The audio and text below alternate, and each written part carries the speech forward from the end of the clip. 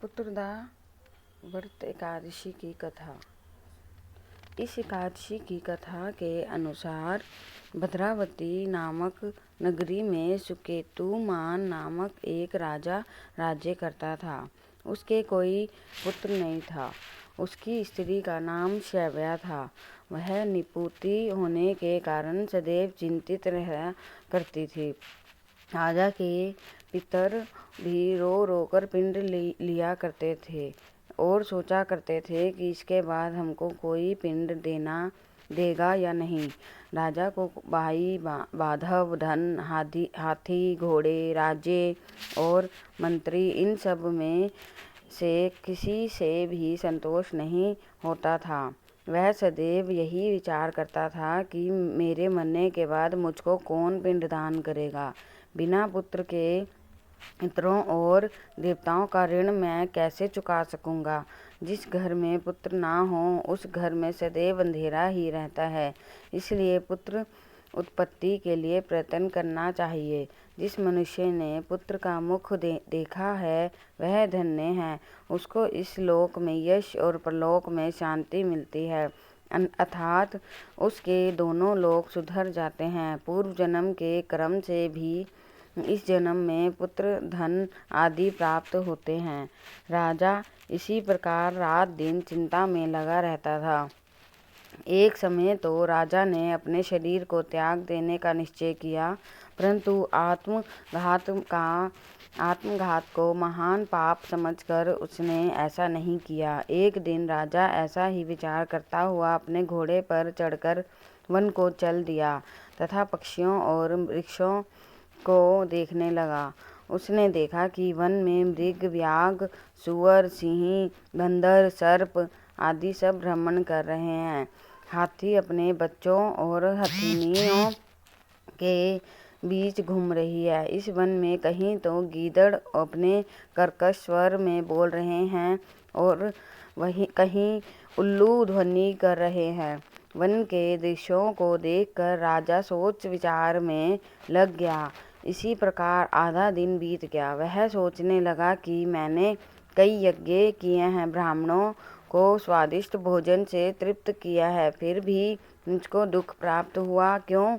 राजा प्यास के मारे अत्यंत दुखी हो गया और पानी की तलाश में इधर उधर फिरने लगा। थोड़ी दूरी पर राजा ने एक सरोवर देखा। उस सरोवर में कमल खिले थे तथा सारस, मगरमच्छ आदि विहान कर रहे थे।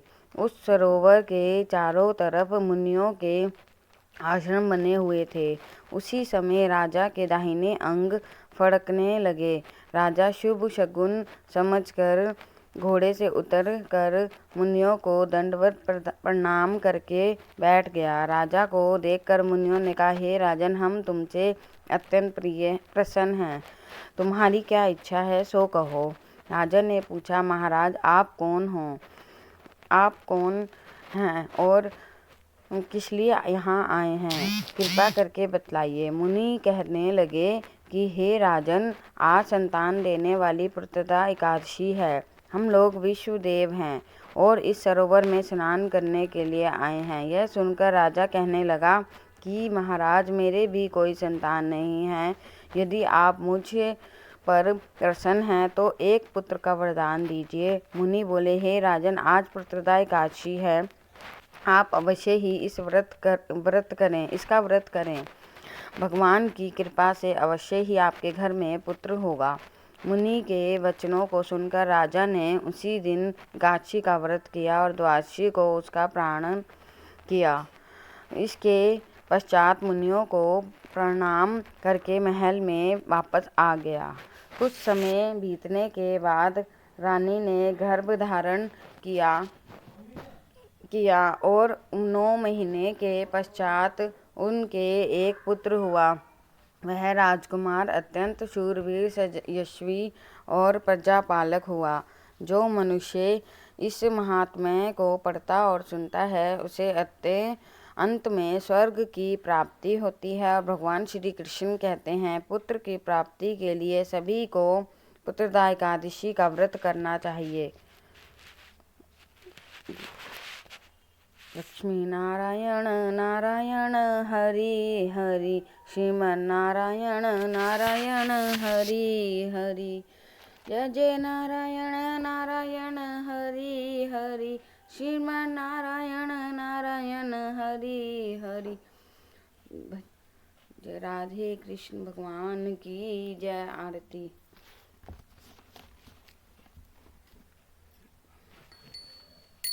आरती। ओम जय जगदीश हरे, स्वामी जय जगदीश हरे, भक्त जनन के संकट क्षण में दूर करे।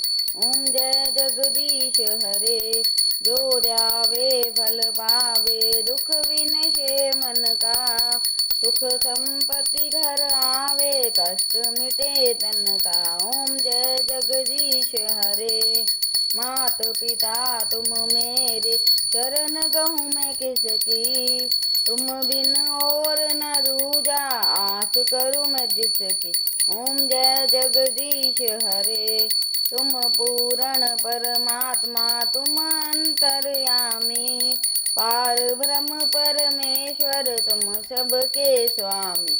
ओम जय जगदीश हरे, तुम करुणा के सागर, तुम पालन करता, मैं मूर्ख खलगामी, मैं मूर्ख खलगामी, कृपा करो वृदा। ओम जय जगदीश हरे, तुम हो एक अगोचर, सबके प्राणपति, दीन बंधु दुख हरता, तुम रक्षक मेरे,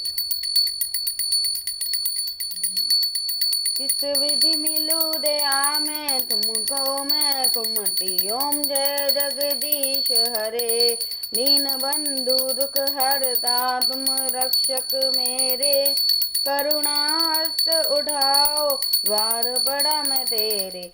ओम जय जगदीश हरे, विषय विकार मिटाओ, पाप हरो देवा, श्रद्धा भक्ति बढ़ाओ, श्रद्धा प्रेम बढ़ाओ, संतन की सेवा। ओम जय जगदीश हरे, तन मन धन सब कुछ है तेरा, तेरा तुझको अर्पण क्या लागे मेरा। ओम जय जगदीश हरे, ओम जय जगदीश हरे, स्वामी जय जगदीश हरे, भक्त जनन के संकट क्षण में दूर करे। ओम जय जगदीश हरे। बोलो राधे कृष्ण भगवान की जय। राधे राधे, श्री राधे राधे। तेरा किसने किया श्रृंगार सावरे,